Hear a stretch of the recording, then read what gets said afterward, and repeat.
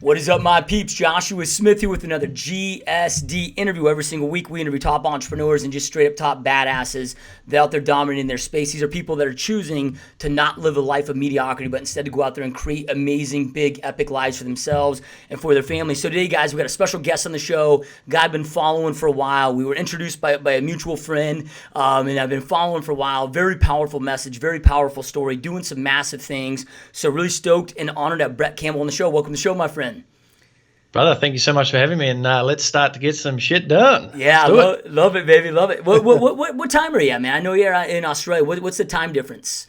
What are you at right now? We're hitting 10 a.m. We're hitting 10 a.m. at the moment. Okay. So nice and fresh, early morning. I've already been out for an early morning walk. Had my nice homemade espresso with my very motivating cup, as you can see there. But mate, I'm ready to rock and roll. Yep, love it, brother, love it, dude. So, I know you got a lot going on, man. I mean, fitness entrepreneur, speaker, fellow podcaster, founder of Fit International. You've had 45,000 people through your coaching programs that you've been able to go out there and help.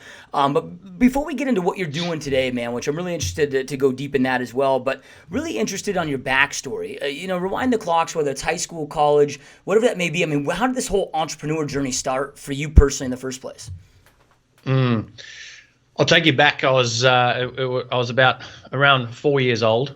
I was standing out. Well, I was actually playing outside our caravan, or you Americans call it a trailer park. So we lived in a trailer, and I remember it was a sunny day, and I heard my name being yelled out. I was like, Brett, Brett, Brett, and I was like, oh shit, I was that little rascal kid, right?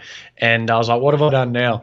And I run up to our caravan trailer, put my head through the door, and I see my father standing there with his arms on my mother and his hands on my mother, and he was about to throw her through the window. And I was like, and my mother was screaming out, and she said, run across the road now, run across the road and get some help. So I did that, and I ran across the road, got some help, and that was like the last memory I ever had of my father. I don't know what happened in that situation. It took me actually many, many, many years to even have that conversation with my mother and actually say, hey, look, what actually happened that day? Because I've got this memory that, and I mean, we could maybe talk about that later on, but that's opening up a rabbit hole straight away. But I was holding on to that memory within itself for so long that I never had closure on it. But I'll digress slightly. So from that moment, a couple of months later, my mother, my sister, and myself were on an aeroplane, moved from Australia to New Zealand. So I grew up in New Zealand. And I remember at that age that I put this pressure on my shoulders. Now imagine, a 5-year-old boy at the time putting this amount of pressure on his shoulders, saying, I'm going to do whatever I have to do now to be the man of the family and to look after my mother and my sister. And that for me at that time, I didn't know how I was going to do it. Obviously, I was 5 years old. I was just worried when the next episode of He-Man was on. But for me, I remember putting that pressure on myself, and not so much that it was pressure.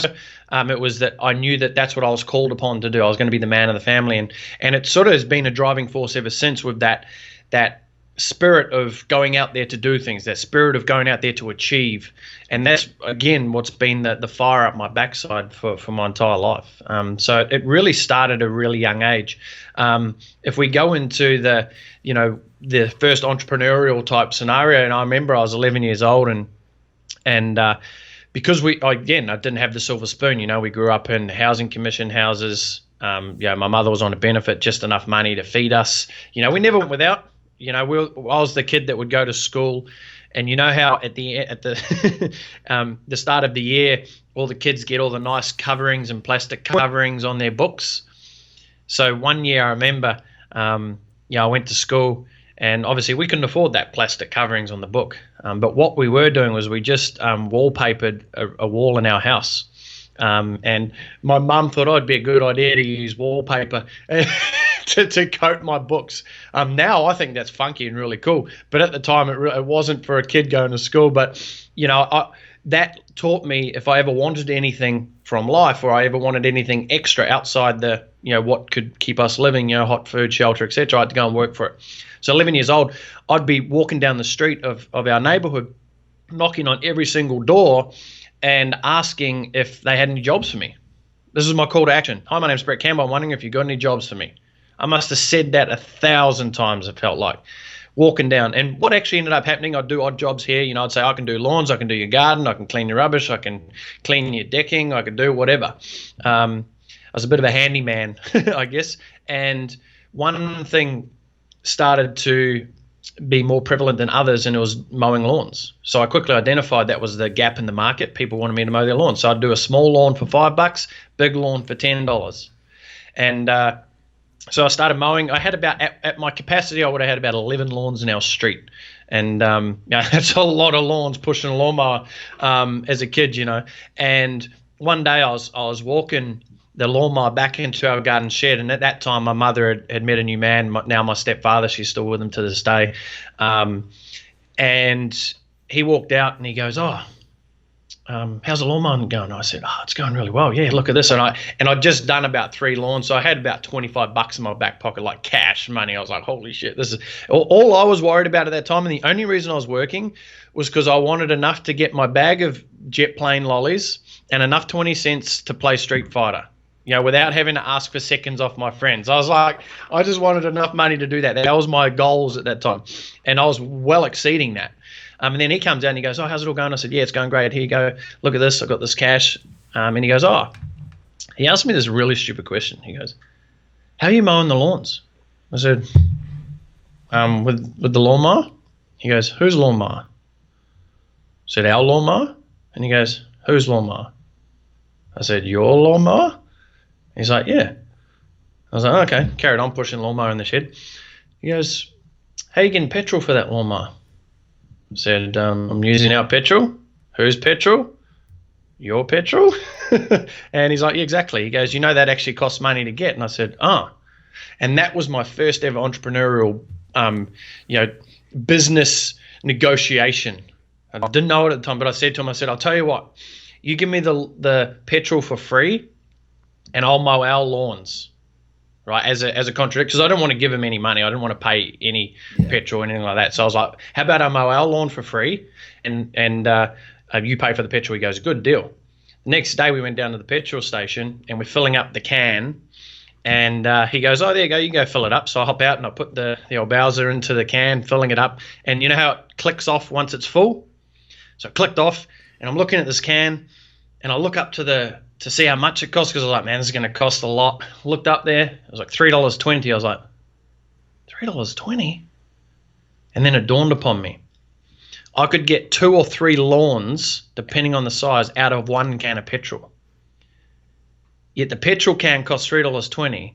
The lawns at our own home that I'd negotiated to do would have been a $10 lawn job. So I realized my negotiation, I should have just paid for the petrol myself. I would have been up big time. But then, so already I noticed from that early age that I'd had this thing in me. I didn't know what it was.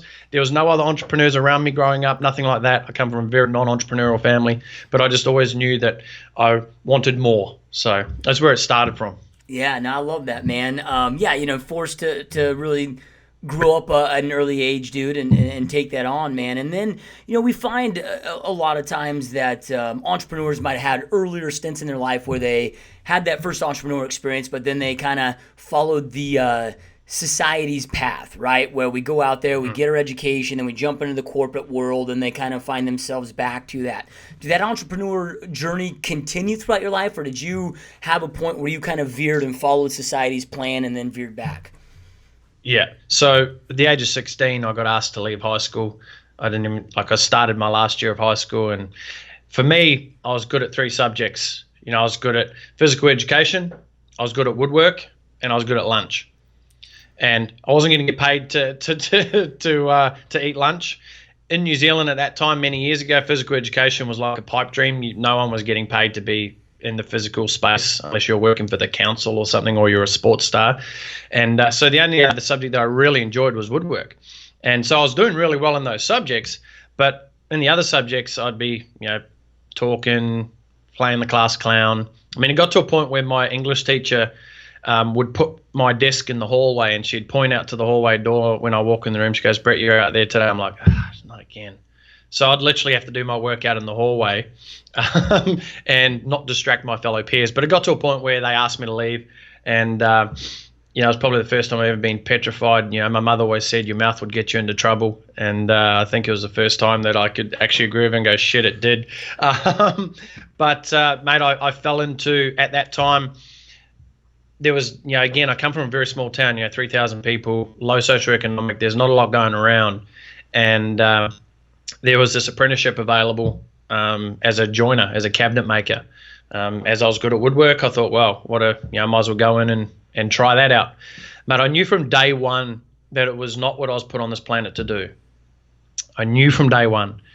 But I stuck at it anyway. My mother's advice at the time was, if you get a trade, it's always good to fall back on, basically. And again, I always preface this by saying my mother always gave me advice based on what she knew best. Okay. But looking at that is not the best advice, really prepping someone for, okay, you're probably going to fail out there, but you could always come back to this. Right. And that was sort of my mindset. I was like, at least I've got this to fall back on. And mate, I went and did the apprenticeship. I always had that drive though, even within that, to not just be a tradesman. I wanted to be the best tradesman. How could I be the best? How could I own the factory? That was the mind that I was having. And I stuck at that place. There's many stories within that, but mate, 5 years. I was there for 5 years. They were prepping me to own the company, and it got to a point where I was like, man, you could give me this company and every fucking company in this town. Mind my language, if I'm sure you're not too worried about that. But, every company in this town, I still didn't want to be there. The pain had got that much. It had festered that much that I just needed to get out. So I decided to, after a year's worth of waking up every morning going, this is not what I should be doing. What should I be doing? I don't know. Okay, I'll just go to work again. And ended up leaving that, and I thought, why don't I go do a sports degree at university? At that time, it's also important to note that I'd built my first house and I'd already had a mortgage and all of those things. So I wasn't, it was a big move for me at 20, I think I was 22 at that time, where I decided to go and embark on going to university. Now, of course, I didn't have family, but I still had massive overheads and financial risk, etc. So, but the pain had got to that much that I just had to escape. And I went to university to study sports and leisure degree. I lasted a year. Like, I got to the end of that year and I was like, this is ridiculous. Like, I'm not going to put myself through this again. I'm not going to do a 4-year degree, because all I really did throughout that year was hang out with mates, go to the gym, and just drink piss. That's all. I was like, it was almost like my gap year, right? I was just like, yes. And just for you Americans, piss isn't actually urine. I'm talking, it's a terminology of alcohol, just in case. I just want to put that out there in case someone says Brett drinks piss. So it was a bit of a whirlwind journey. But at the end of that, the first university year, my sister was currently living in Australia, and she said, why don't you come over here and you can build our pool fence and decking and all of that, because they just put a pool in their house. And I was like, okay, I'll come over and do that. She goes, you can stay for free. So I thought, win-win.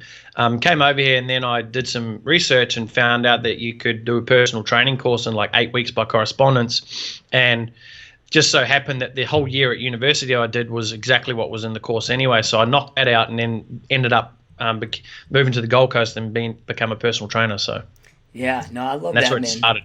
Yeah, and I love that you brought up the advice from your mother. It's so often our parents are giving advice for protection, right? They don't want to see us get hurt. It's not, in a negative, intentional way. It's just they want to protect us, and so often we've got to then unplant those belief systems, right? So, and dude, well, here's another thing, man. I'll just add to this, because that's so important. That I'm glad you shone the spotlight on that a little bit, because I share that as well. In my events and in my book, I talk about this concept of making sure that you're getting the right advice from the right people. When I was 19 years old, and the owner of our factory was who I aspired to be like, because that was the most successful person around me. And one thing I knew about this person was they had multiple properties. So they owned many houses, they owned sections like land, farm, etc. And I was like, cool, well, that must be the path for me. At the age of 19, I'd caught on to that, and I was like, okay, I want to buy a house. I want to build a house, or I want to buy a piece of land or something. And I'll give you the short story of this. The funny thing was I ended up buying a piece of land, right, a blank section, from the teacher who actually got me kicked out of high school. I ended up doing him a real doozy. There's a pretty big story behind that, but it was quite surreal for it to come back around. I remember walking, because I went up to my boss and I said, "Have you got any houses, any sections for sale?" He goes, "No." And I'd ask him day after day after day, and he'd just get pissed off with me. And he goes, "Okay," until one day, literally, it took me about a month doing this, till one day he goes, "Hey, Brett, come here." And he goes, "You know how you wanted a piece of land, some section?" And I said, "Yep." He goes, "Well, there's one just come up for sale next to my one up at this street." I'm like, "Cool. Who owns it?" And he goes, "Vic." I won't say his last name. And I said, "Oh, no." I was like, "That's the teacher that got me kicked out of high school." Most people would have gone, "I ain't going nowhere near that." But I went to his doorstep, knocked on his door, went in with an offer. I was there for 2 hours. I knew how the teacher operated. He was just like me. The reason why he wanted me kicked out of school, because he was probably jealous I was getting more attention. He loved to talk as much as I love to talk. So I knew the way to get the section. I went there and I was at his house for 2 hours, negotiating back and forth, etc. I walk out of there with a piece of land. And I shared this story because of this right here, is I got my mother. Again, I've got to preface this by saying, this is the 5-year-old kid who wanted nothing but to make his mother proud and to make sure he could, support her throughout her life. And this was the first moment for me where I thought, yes, I can do this. This is something that I can, this is going to be a great stepping stone. And I took my mother up to the section. I parked out in the car, I parked outside opposite the street. And I told her to shut her eyes as we were driving down the hill. And I said, "Okay, now look up there." And I want you to imagine like a very steep hill, okay, overgrown with gorse bush, trees, weeds. She looks up there and she goes, and here I was waiting, going, yeah, I can't wait for this. She's like, "Oh my God, son, what have you done?" And like my heart just sunk. I was like, "What the?" She goes, "You've bought a bloody goat track." And I was like, in my mind, I seen this beautiful house. I seen massive retaining wall. I seen a double garage. I seen plants, trees, a nice driveway, even my car sitting out there on the driveway. That's what I envisioned. She's seen a goat track. Now, don't get me wrong. The only thing missing was a goat. Yeah. But what I was trying to do is I was trying to seek support and advice from someone who couldn't provide the support and advice that I needed in that realm. Right? I talked to my boss who recommended, he goes, "Mate, you got a bloody good deal there." In fact, 6 months later, the building boom happened and the land value tripled in price. So it was the best decision I've ever made, right? But if I'd have taken my mother's advice and took her around, because I love her to pieces, and a lot of people do, they have love for their family and friends, so much love that they believe, "Oh, I might as well take their advice, or I'll take their opinion." I literally, if I'd have took my mother up there first, say, "Hey, I'm looking to buy this," she would have gone, "No way." And I probably wouldn't have done it. Yeah. So it's a really important concept to really hammer home and shine the spotlight on, is that make sure that where you are seeking advice and opinions from, they're coming from the right people. Don't ask for relationship advice from someone who's been, divorced 3 times. If you're looking to stay in a marriage, if you're looking to get divorced, go and see that person because they'll know how to get divorced, right? But you've got to seek the advice from the right people in the right moment. So it's super important. So you need your own I call it your personal support crew. Every one of us need to have a personal support crew. And I'll give everyone a strategy, something that I recommend. And we just did this at our Unleash Your Greatness retreat as one of the things that you could do. Get yourself a blank page, write down all the areas of your life that there are, your relationships, friendships, your financial, business, all of those things, health, wealth, happiness, and put down a person who is currently your support person in that area. For most people, there probably won't be one. But then on the other side of that, I want you to write, who would you love to have in your corner? If you're in a boxing match and you went out, you're boxing for 3 rounds, you come back and you're sitting in the corner, who do you want there talking to you? If you're in the boxing match, you're going to want Muhammad Ali, you're going to want Floyd Mayweather, you're going to want the best boxers in the world to be sitting there giving you advice, right? Absolutely. So if you want advice on how to be happy, go and find someone who is extremely happy, knows how to be happy. Go and find someone who knows how to build an online business or a course or whatever it is that you want to do.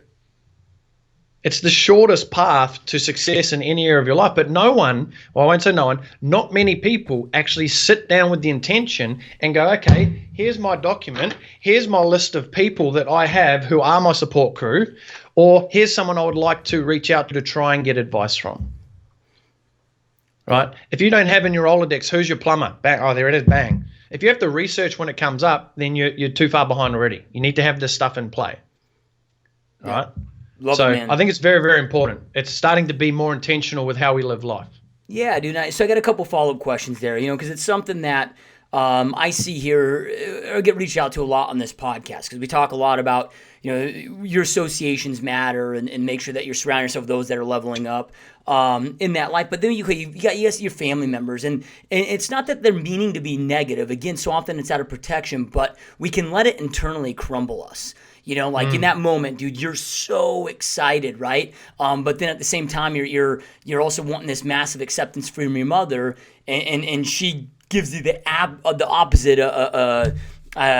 reaction that you wanted. Like, how do you mentally stay strong at that point? Or people that are struggling with that, how do we, because so often we think, that we've got all these people against us, and how do we stay strong of knowing that they're not really against you? It's just a different thought process, and not letting those things crumble you. Probably two answers to that. One is, how did I handle it at the time, and how would I handle it now is completely different. Yeah. At the time, I obviously didn't understand this concept of emotional intelligence. I didn't understand what that meant. I didn't know what self-awareness, self-regulation, all of these things meant. But my advice to anyone who's getting feedback now is to just take on board whatever it is that person said, but then allow yourself to process it in a certain way. And I have this concept that no matter what situation you're in, there's two parts to it. There's the reality, and then there's the emotional component. Is you need to sit down and you need to remove the emotion from it and go, okay, if this was a test and it was about Joe Blogs from blah, blah, blah, what would my advice be back to this person right now based off the reality of the situation, right? The stats, the facts. And actually address it. So I like to be able to separate myself from the moment and provide feedback how I would to a coaching client or to someone else. Then you generally know that's going to be the best way for you to approach it. We talk about emotional intelligence. There's 5 key areas. There's the self-awareness, first of all, which is knowing your emotions, knowing the emotion that you're currently feeling at that time. So if someone gives you the advice, you're like, and it's not something you really want to hear, sit with yourself and go, whoa, how am I actually feeling right now? Am I disappointed? Am I upset? And what am I actually feeling? Then the next part is self-regulation, which is knowing how to actually manage your emotions. So I share the example of using self-awareness as, let's say you're sitting in a car and someone cuts you off. You're more than likely probably going to be angry or frustrated or annoyed. And you need to firstly be aware of that. Because the people who get out with crowbars and smash windows, they ain't aware of that. They're just on autopilot. Right? We firstly need to become aware of how we're feeling right now in the moment. Then the self-regulation is, how do you manage that? How do you actually manage that? Do I hop out with a crowbar and go and smack this person's car? Or do I sit there and go, okay, hold on a minute. So I'm feeling quite angry about this person. The reality is they just cut me off. Yes, fact. And they may have even endangered my life. And then for me, what would generally go, well, have I ever done that to anyone else? Have I ever been in a situation where I may have been on the other end of that? And there is very, very few circumstances, and I've never actually come across it where someone could say, no, they haven't shown or they haven't had those type of behavioral traits before. So what I mean is, someone who cuts you off, you can get angry at that person, but you're just getting angry at yourself, essentially. Right? So it's really about understanding how you're feeling, and then how do you actually manage that. And then, of course, there's the empathy of actually realizing and understanding other people's emotions. So recognizing that this person is probably feeling like a real big douchebag, or someone who's very scared right now sitting in their car because they've done something that they probably know is wrong. Because no one really, there's a very small percentage of people who go out there and, just try and cut you off in a car, right? So it's about really understanding the situation by removing the emotion. And that can be distributed in any area of your life, whether you're sitting in a car or not, or something that pays you off, or someone gives you information that you're like, well, I don't really agree with that. You don't have to agree with everything that anyone says. You just need to look at the reality. What are the facts of it?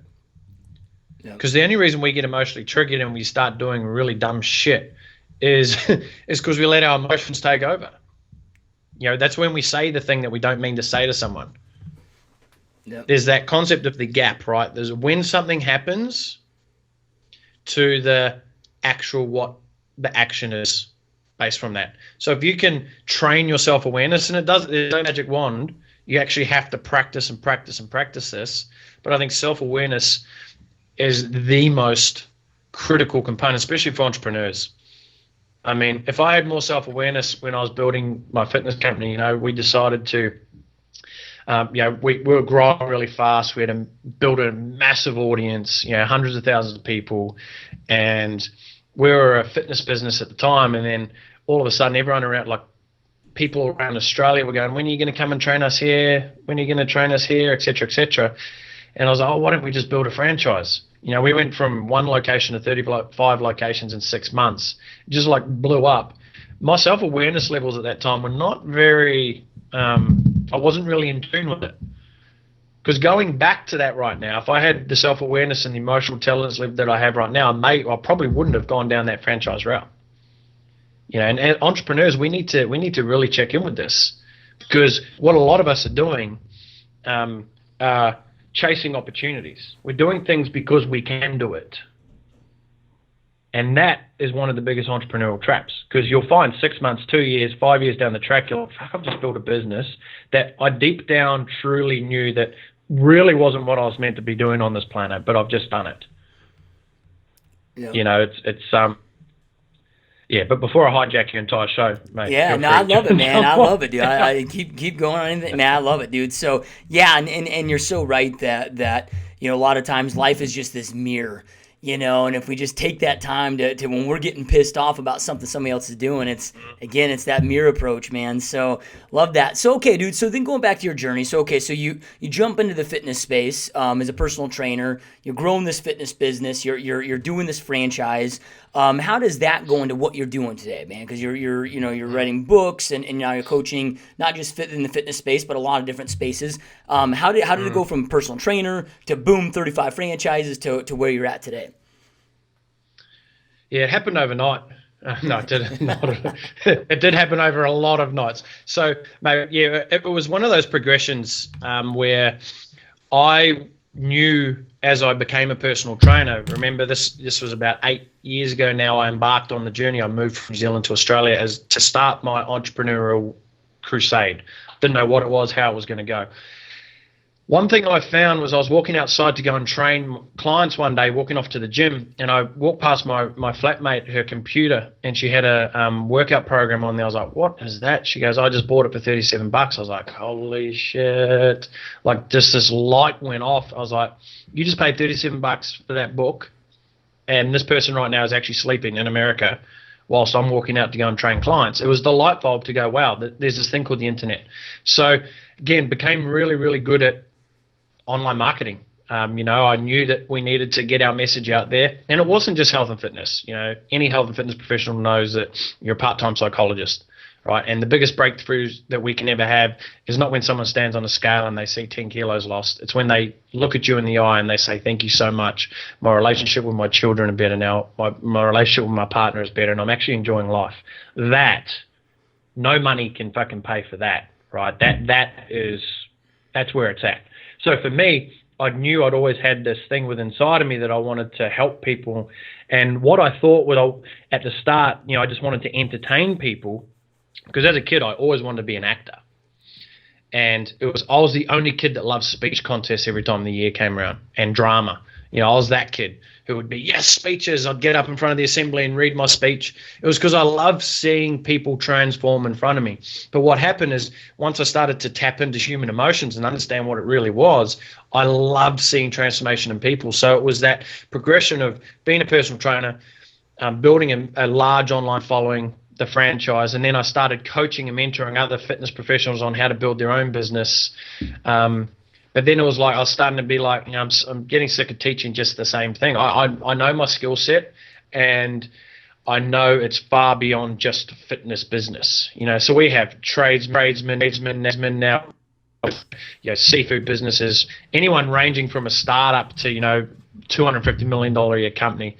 The strategies and so forth that I've learned, we're able to implement into their businesses. So it was the business side of it, and this is how I guess frame it.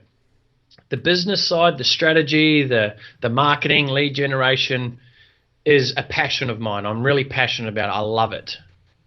But my purpose, the purpose project, the thing that makes my heart sing every single day, the thing that I would do for free for the rest of my life is to be able to help people unleash their greatness, unleash their real potential, their full potential. And that's the crusade that I'm on now. And that's how I've transformed into it. We've just come back 2 days ago. We just ran our first Unleash Your Greatness Bali Escape. We had 14 people. We took to Bali on an immersive workshop experience. And just being able to see people literally transform their lives and actually start implementing things already, mate, that's what I just love doing. Yeah, powerful stuff, brother. So on your website, man, and you guys are going to have a link to Brett's website below. I recommend that you guys all go there immediately and watch his opening video. It's really powerful, man. I mean, you're walking through the cemetery. You're like, look how many dreams were not lived out, within that realm. I know at 4 or 5 years old, you had this personal awakening as far as instilling a new work ethic in you. Did you have another defining moment at one point in your life later on where you're like, man, I got to shift gears and it's much bigger than this. I've got to go out there and find out what my true purpose is. Was it a defining moment, or is it just something that just happened over time? A bit of both, actually. After that, we've built this business, everything's going fantastic. Income wasn't a problem. We're making massive impact on people all around the world. To date, we've had, like you said at the start, 45,000 customers. Those are people who have invested in us. Not to mention the hundreds of thousands and the millions of others through social networks, etc. That's amazing. That's beautiful. I love that. But I was in a bit of a time where when I'll go back to the start of the story because I think it's very important, and there's a massive lesson in it for everyone. Is when I moved from New Zealand to Australia, one of my closest friends growing up through high school, she was growing up through as a little kid all the way through high school, etc. She ended up marrying my best friend. She got diagnosed with breast cancer. And I was leaving New Zealand at that time. So I didn't actually get to experience what it was like for her or even be around it. So I wasn't surrounded by it. It was that thing of, it's sort of happening, but you're not in it. So it sort of doesn't have that sort of impact on you. That's what it was like for me. And I flew back once she started going through chemo the first round. And this was an awakening experience. I actually sat in the room with her, and there's about a dozen other patients all going through their chemotherapy treatment and all that, and it was a real big awakening. I was like, wow, man, this is just it's not until again you're faced with it and you see it. It's that I remember my mother saying, don't touch the electric fence. I'm like, what do you mean? And I touch it and I'm like, oh, I know what you mean now. It was that type of moment. It's not until you experience it. And I flew back home and mate, she ended up coming out of chemotherapy and she was fantastic. She went into remission, not a problem. The cancer had all disappeared. 2 years later, she got a headache and she went back to the doctors and they just did a scan just to be sure, and they found out she had brain cancer. And this time they said it was going to be a bit harder to beat, but they put her back through chemotherapy and she went through the journey and so forth. And this was, we're in the peak of business growth and everything was happening in that state. And I rang up my mate at the time. I said, hey, dude, how's Azri going? Her name's Azri. And he goes, oh, she's doing really well. She's on her last chemo. We're bringing her home tomorrow, next week. And I said, when should I come over and see you guys? He goes, oh, whenever you can get time off work. I said, well, you know, I'm my own business and everything's going great. I could come over whenever, to be honest. He goes, oh, a couple of weeks or so. And I said, okay, cool. Hopped off the phone. I went to book the ticket, literally sitting at my computer, ready to press purchase. And this powerful, very powerful sense of intuition came over me. And I was like, whoa, cancelled out, rang him back up. I said, hey, dude, I'm going to actually come over next week. What do you reckon? He goes, oh, okay. Yep, no hurry, but sure. So that was Thursday night. I booked the ticket to leave Tuesday, and I fly over to New Zealand Tuesday night. Ring Dara. I said, how's she going?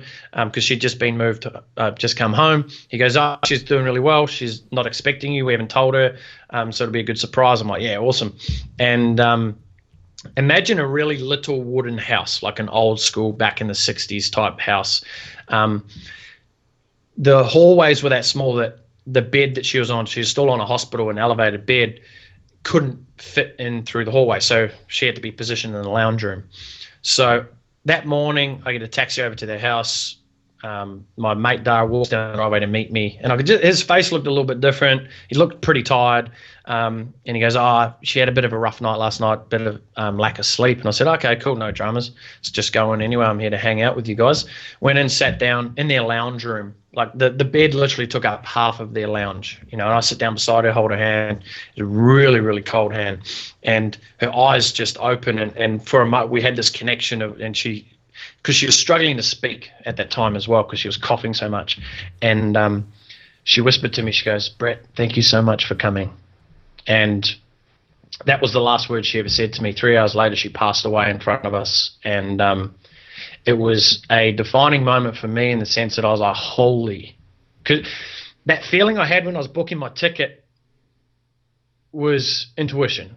And I believe every single person has intuition. It's that gut feeling. And one thing that I've done with my life is started to follow that a lot more powerfully. And ever since that moment, man, I follow it all the time now.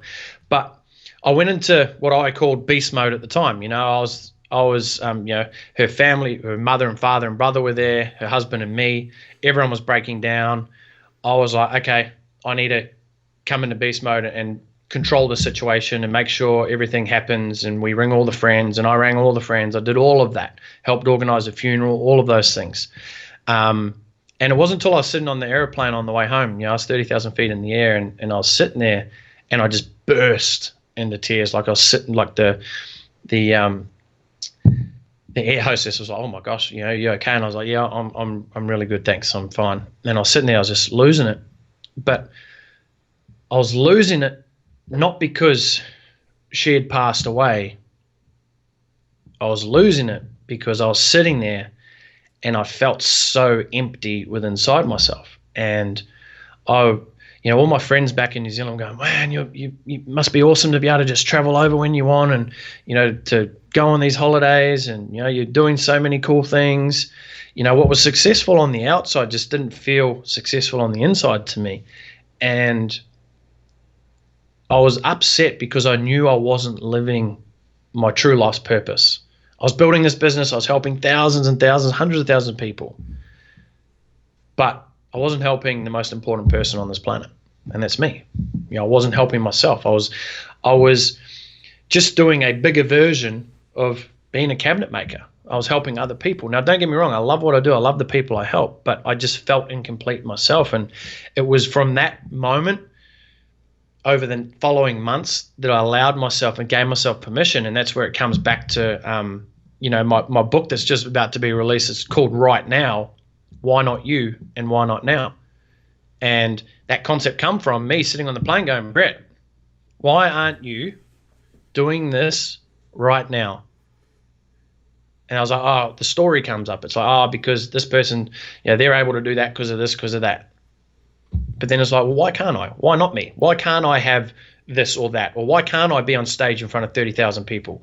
Why can't I do that? And why can't I start now? And that's that concept. Why not me and why not now? And it's a message that I'm dedicated to spread to as many people as I possibly can, because why wait till tomorrow, next week, next month? If you truly know right now within your heart of hearts that you are not doing every single thing that you possibly can to make and to live your full potential, to live to that purpose, that thing that you have inside of you, You're doing yourself a disservice. But more importantly, and this was a deciding factor for me, I'm doing a disservice to the millions of people that I know that I can have a massive impact on.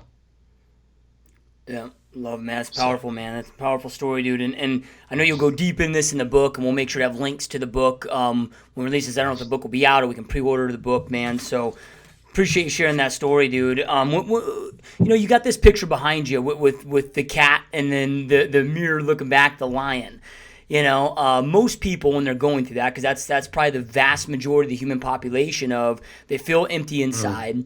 But they don't know what that purpose is to unleash. When they're looking in the mirror, dude, they see the cat, not the lion. They don't have that internal self-confidence. And you know, what's some recommendations that you have? I mean, how did you find it, and how did you get the confidence and the courage and know what to go out there and do, and then get that courage to see that lion, even though you're maybe not the lion yet, but you see yourself as the lion. Yeah, everyone does have greatness within them. Everyone has that in them already. Stop looking for your purpose. I want to get asked the question, how do I find my purpose? You've already found it. It's already there within you. What we just need to do is, again, to get the best answers, you must ask the best questions. And you need to start being real with yourself.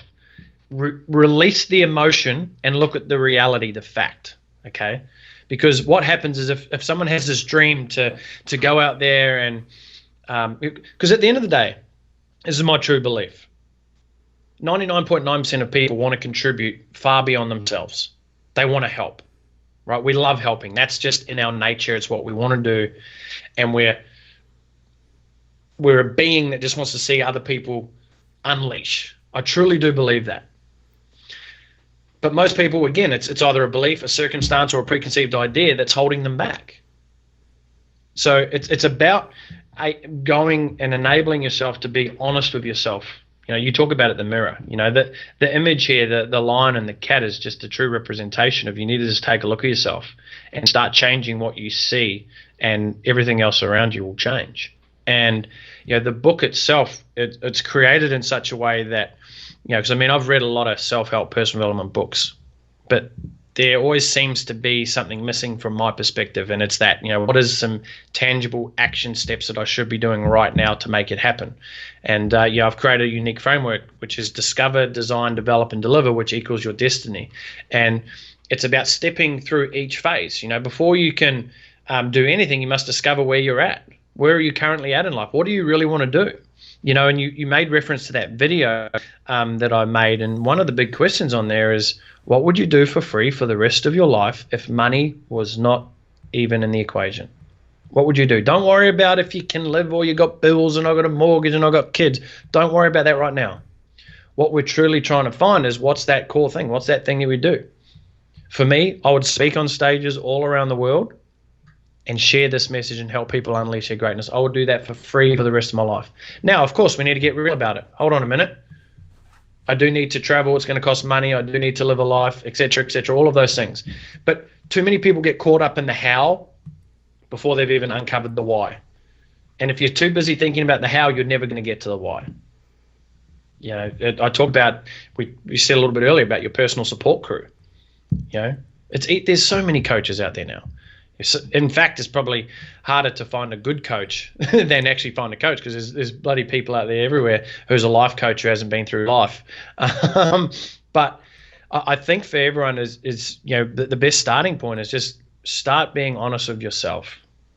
Give yourself permission. You know, in our Unleash Your Greatness retreat, I've been getting messages over the weekend. Even one guy's gone and got a tattoo based off this event already. It's changed him that much already. I'm like, holy, it's such an honor, right? And one of the big things in the piece of feedback that I'm getting is, you need to give yourself permission. Give yourself permission to be great.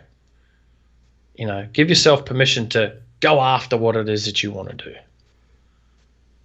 Don't wait for someone else to give you permission. Like, don't come to me and go, Brett, can I do this? You can go and do whatever the hell you want to do. If you believe in it enough, then I believe in the belief that you have for that. And that's what I think is it's a hard thing as well for a lot of people, because they're so used to seeking feedback and permission from other people that they forget about themselves, that you do have this within you. You know, you do have it within you. a simple exercise to make you even feel great and show you that you have greatness within you. Stand like this is what we did at the event as well, and I do it all over the place, is stand up, put your hands on your hips and assume a superpower position. Like assume that, like you sitting there right now, sit up straight, put your hands on your hips and pretend you're Superman, right? Like you stand like how Superman would stand. You automatically feel this change in your state. You automatically feel a change, right?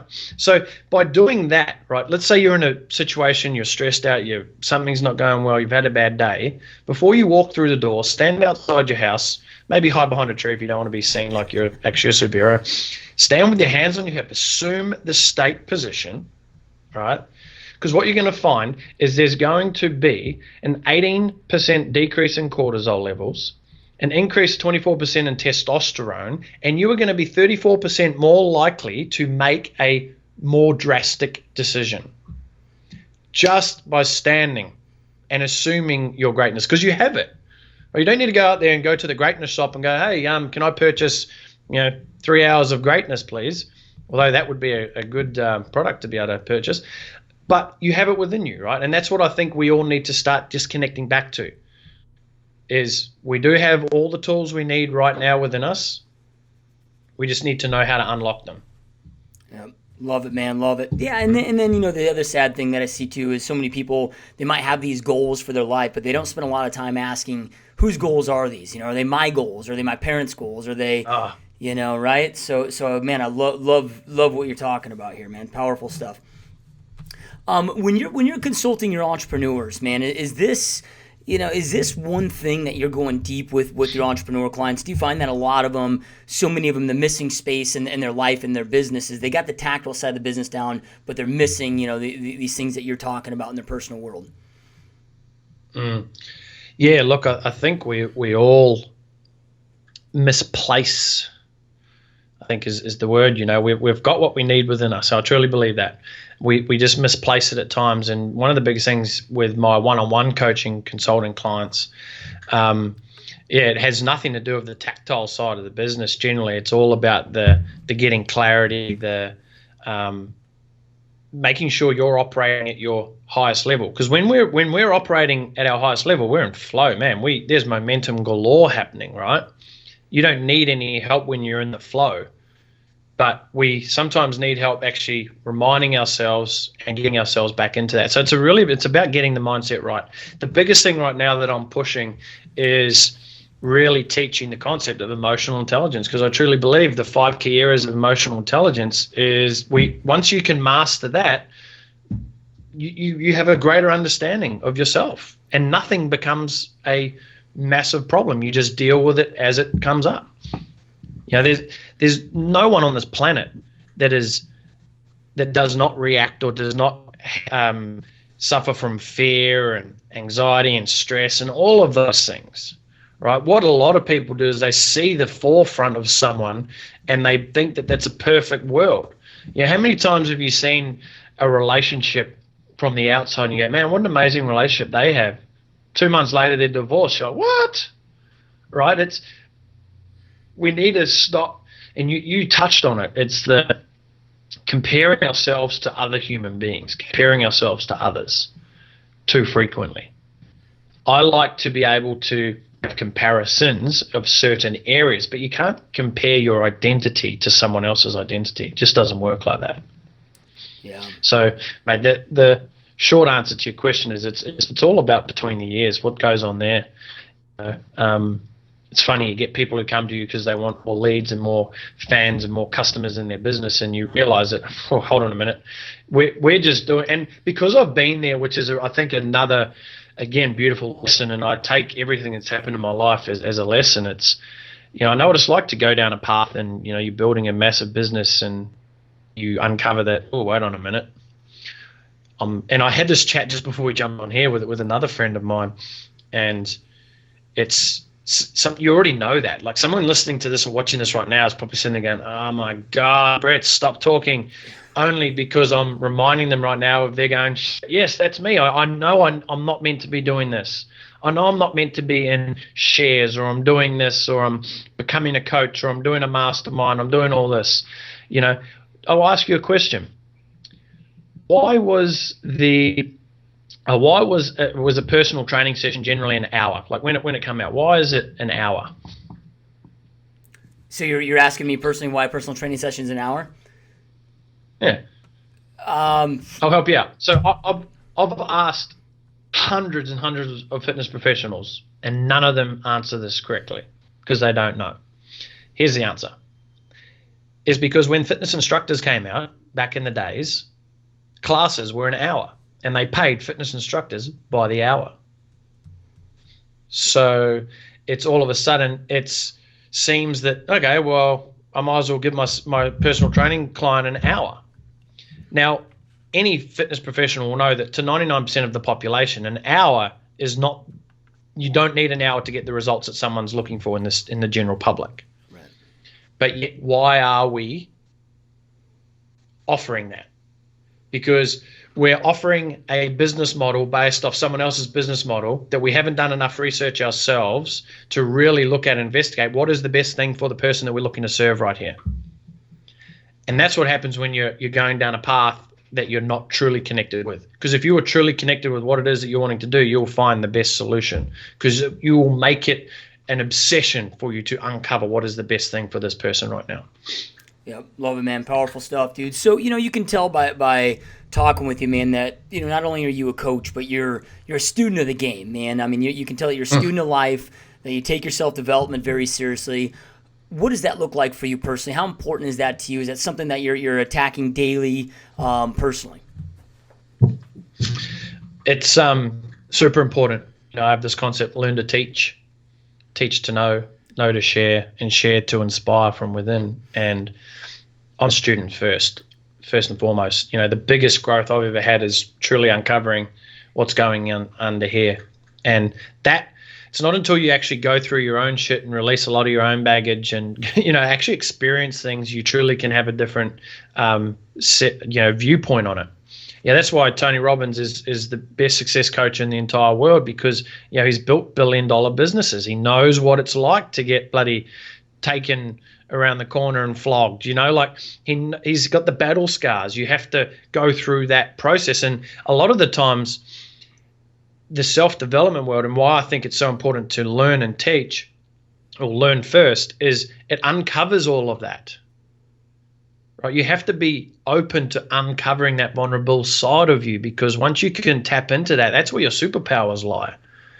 Too many people, they'll go read a self-help book, but they won't answer the questions. Like my book has many questions in it, and there's spaces in the book for people to answer it. The sad thing is probably 95% of people will not answer those questions. They will think, they'll read through and they'll go, oh, that's a really good question. It'd be good to know the answer to that. Skip next one, right? For me, my learning is not that anymore. It's not about how much I can consume. It's about the quality of my consumption. I used to be the guy. I'd listen to over an hour of podcasts a day. I'd be trying to pump out a book a week, all of that. But I was just doing that because that's what everyone else said they were doing. And I thought, that's what I'm supposed to do, right? Following someone else's path, not my own. So for me, I don't, at the current moment, because I'm in a bit of a phase, and I don't want to be one of those guys who, at 7 o'clock I do this from 7 till 7:45 and all of that. Not that there's anything wrong with that. But, mate, in total transparency, right now, I don't have a set learning curricula because I'm so deep in business building again. Like last year I had 174 days off. I had a very structured year with learning, education. I'd do an hour a day, a couple hours a day at times. But now I'm just consuming podcasts when I'm walking. I've just come back from my Unleash Your Greatness escape and had a massive breakthrough personally with this emotional intelligence concept that I've been teaching.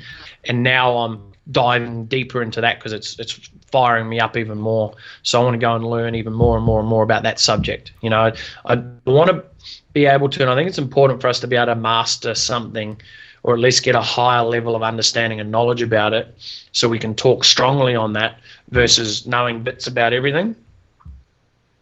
Yep. So that was a very long way of explaining. It's pretty unstructured at the moment, but I try and get in what I can when I'm sitting in, I'm the guy that I'll have my podcast in my ears if I'm walking around to a shop or somewhere, just wherever I can. I'm getting it in the moment. Yeah, no, I love that you brought that up. I actually had that question this morning of, hey Josh, how do you read books? Do you have any recommendations on how to read faster, right? How many books are you getting through? And I was like, man, why time it? Don't try to get through the book, get from it.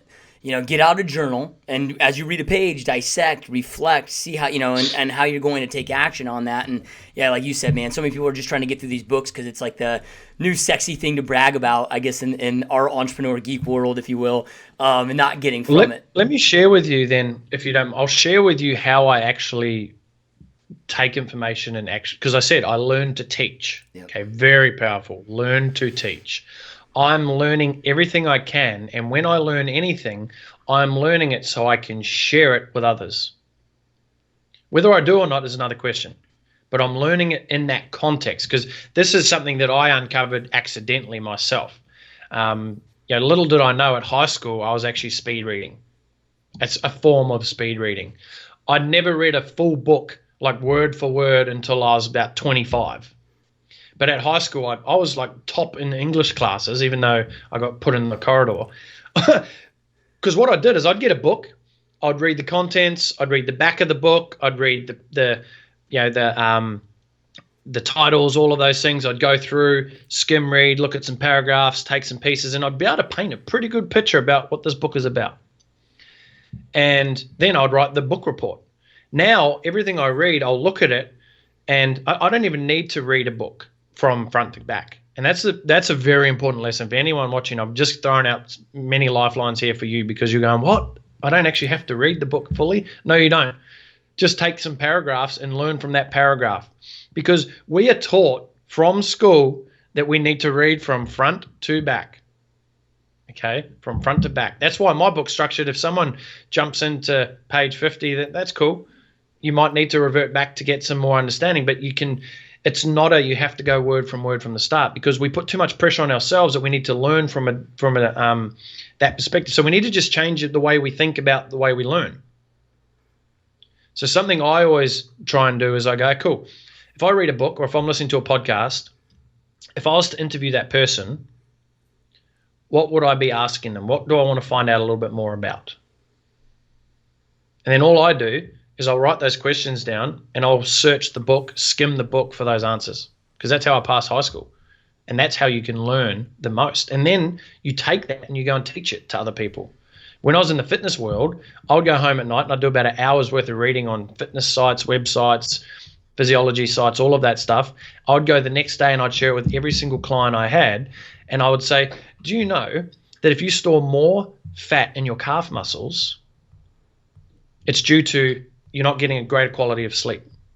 It's due to your quality of sleep. Did you know that? No, I didn't. But it makes me sound smart. But now I know that years after being a personal trainer because I'm like bang, bang, repetition, repetition. So learn to teach is such a powerful concept to keep in mind. Yep, that's awesome, man. You referenced Tony Robbins, and he's a big proponent in getting yourself in the best mental and physical, physiological state that you possibly can to go out there and attack the day. And you talked about this morning already getting up, taking your walk, and all of that. Do you have a routine that you follow that puts you in the best state to attack the day personally? Again, it's at times at the moment because of the phase I'm going through. Yeah. I'll go to the gym 3-4 times a week. I'll leave home about 6:30, get home. Because we've got a team meeting every morning at 9 o'clock, it sort of puts a bit of a deadline on, okay, we're all, we've got to be in front of our computers or at the office at 9 o'clock. As for a morning routine, right now, I see what my body feels like doing in the morning. I've become more emotionally intelligent in a way to, again, we go back to those 5 steps, right? My self-awareness. I wake up and I check in with myself. How am I feeling? Why am I feeling like that? I can self-coach myself pretty quickly. I don't need to get up and do a 20-minute meditation. So it's fairly flexible. And I've tried the get up, do from 7 to 7:30. I'll do this, then I'll go and meditate for this, and then I'll watch this, etc. And for me, I just don't find that gives me the best set up for the day. So right now, mate, fairly open. I try and get my training in, 3-4 times a week. In the weekends, I'll enjoy sleeping if I can, 8 a.m., 8:30 max. Generally the sun and where we live, at the moment, the sun's starting to come up about 5:30, so I was laying in bed about 6 a.m.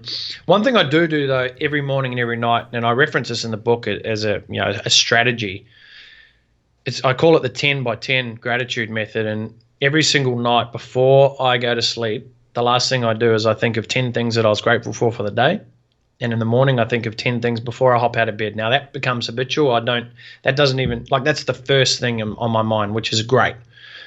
Because, what better way to start and end your day than being grateful? But it's not just about thinking. Gratitude gets thrown around so much. Like people go, I'm so grateful for this and that. It's like, hold on. Have you actually stopped and looked at that for a moment? So, for example, let's say I'm grateful right now for this computer. I could say I'm grateful for this computer and move on to the next thing. But I haven't been able to sit in the moment and really express and really feel the immersion of that gratitude with this computer. Now, it sounds a bit kooky, but if I look at that and I'll go, this is my thinking process, right? I'll go, okay, cool. I'm very grateful for this computer. It lets me connect with you, right? A new person that I never would have been able to connect with. It's allowed me to have this conversation with you, to share what I love sharing, the thing that I know that I'm meant to be doing on this planet. It allows this to be shared with millions of other people potentially. The thousands who are watching now or listening now get to be a part of this. So it's not until once you go through that, that's how you really express gratitude. It's not just I'm so grateful for your friendship, I'm grateful for this. You actually have to go there. You have to feel it. Right, like I was talking about a little bit earlier with my friend who had cancer.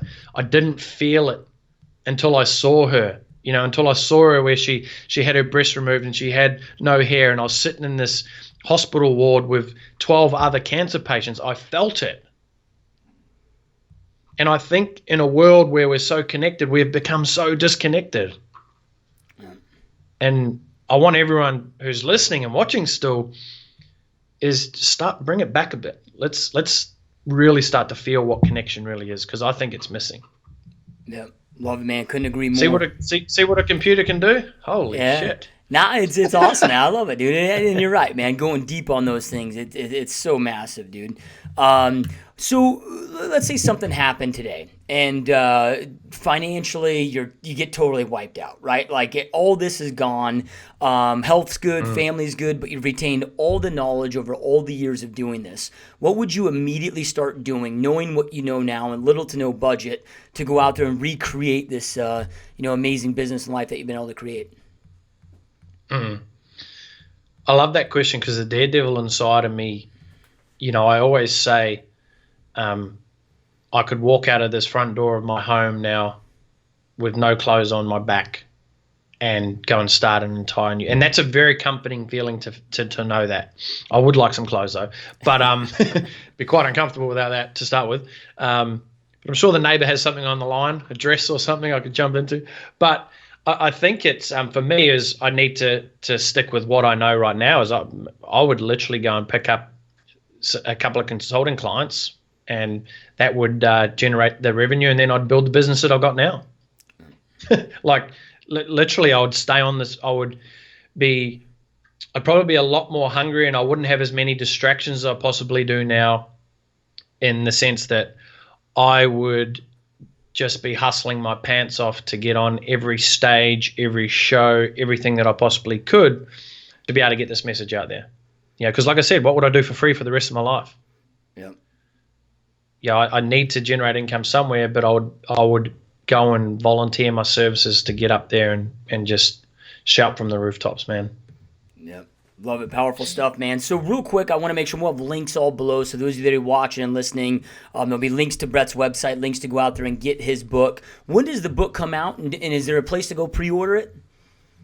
Yeah, so you can go to brettcampbell.net. So it's BRETT campbell.net/book. You go there. Depending on when this is released, the actual published date is October 18th. But if you're listening to this before then, you can go and we'll have pre-release happening. So we've got $200 worth of bonus trainings, etc. that I'm going to give away.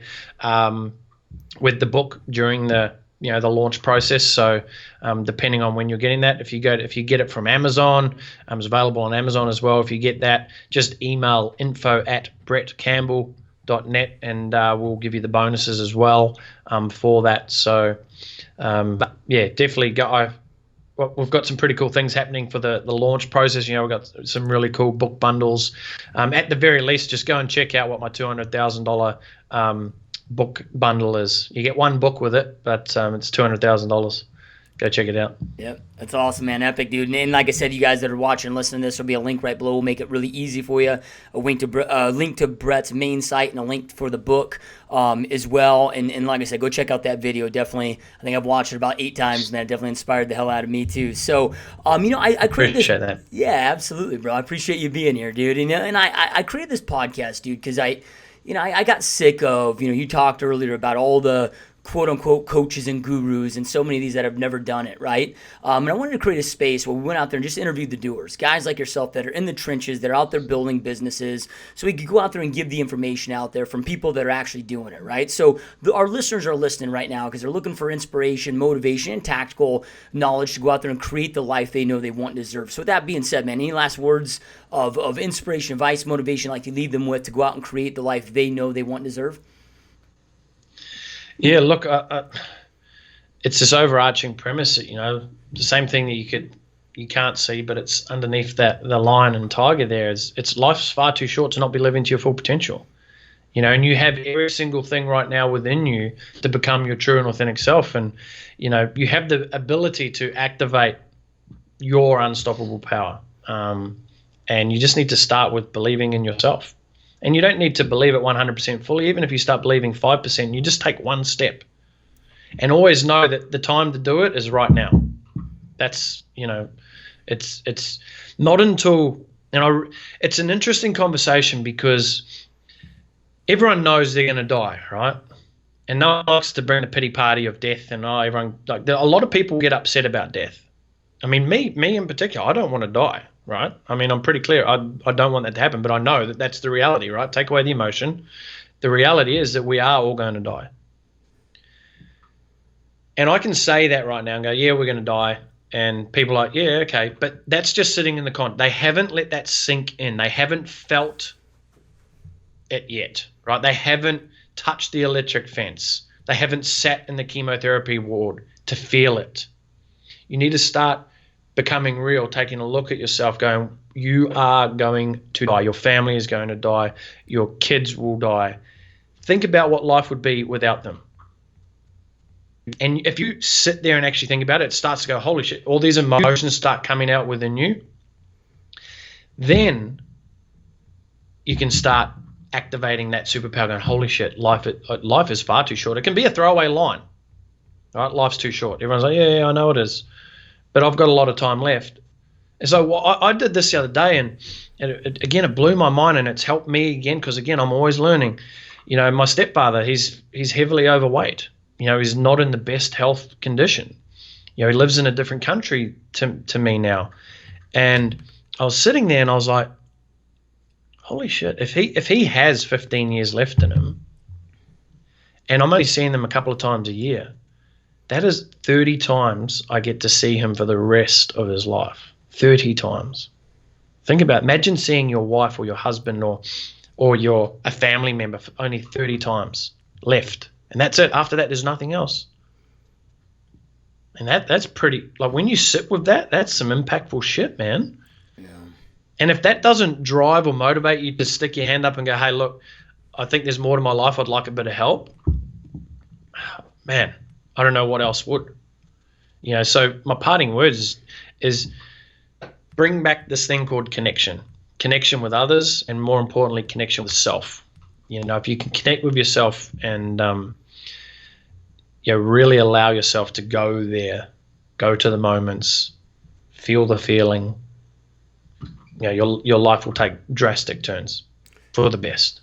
I love it, man. So. Yeah, dude, asking those questions and then going deep with them, because I think, like you said, a lot of us ask the questions, dude. We just don't sit with them in that manner. That 15 times, it's 30 surface. Times, dude. Holy shit. Yeah. It's surface. Go on. Here's an exercise. Actually, I won't share it. It's actually in the highly powerful exercise in the book that, like, every time I put people through it, they're like, "Holy shit!" Yeah. I do it. I do it every year. I do it every year. This exercise, and it's so powerful. It's really connecting. Are you living your life congruently? Yeah, I love it. So those that are watching, listening, go pick up Brett's book right now. I mean, what I love about books is you spend, what, 20, 25, 30 bucks on Amazon, you get millions of dollars of ideas that people spent their whole lives learning and doing. So I know I'm going to go pre-order the book right now. You guys go out there, take action, and pre-order the book. I end every podcast with this, as you guys know, but information without implementation is really just the start of delusion. Information's not power. It's taking that information, taking action on that creates power in your world. So Brett shared so much amazing piece of information and exercises and tactical things for you guys to go out there and apply in your life. Take something that he shared with you, go out and take action on it right now. Don't wait. Take action now so you can create the life you know you want and deserve. And Brett, man, I know how busy you are and busy of a time this is for you, man. So I really appreciate you being here. Massive honor, dude. Really have enjoyed this time, man. It means a lot. No, look, I appreciate it, bro. And one last thing that I'd ask for your audience is, if you do take any action based off any conversation that we've had here, is let me know about it. I truly want to know. Find me on social media. Just go to Brett Campbell. Send me a message. I reply to everyone. Let me know, because that's what it's all about. The reason why I learn to teach, I teach to know, I know to share, and I share to inspire from within. I want you to be able to go out there and take action, and then that's where I get my fuel. So make sure you let me know. All right, badass. Love it, man. And those of you getting watching, listening, we'll have links. I'll have links to all Brett's social media accounts, so we'll make it easy on you guys so you can connect with him, give him that feedback. So thanks again, you guys, and we will see you next time.